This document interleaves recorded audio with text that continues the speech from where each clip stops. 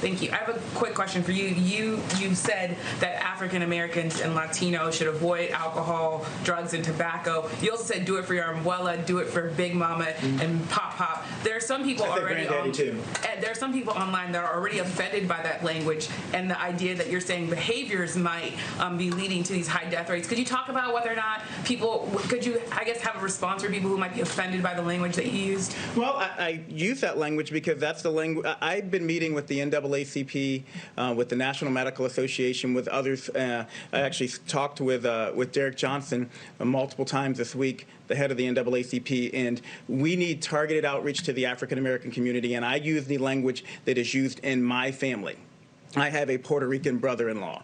I call my granddaddy granddaddy. I have relatives who call their grandparents Big Mama. So that was not meant to be offensive. That's the language that we use and that I use, and we need to continue to target our outreach to those communities. It is critically important that they understand it's not just about them.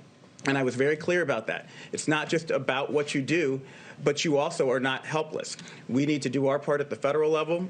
We need people to do their parts at the state level, and we need everyone, black, brown, white, whatever color you are, to follow the president's guidelines, the coronavirus guidelines, and do their part. Because when I talked to the NAACP 3 weeks ago, it's important to note that one of the things they asked me was, can you help dispel the myths in this community that people actually can't get coronavirus if they're black?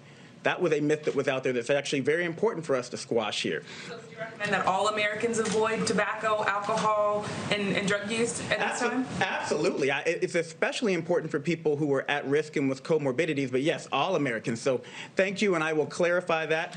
All Americans need to avoid these substances at all times. I put out a smoking cessation report in January. I put out an advisory against youth and pregnant women using marijuana last year, and that was not directed towards any one race.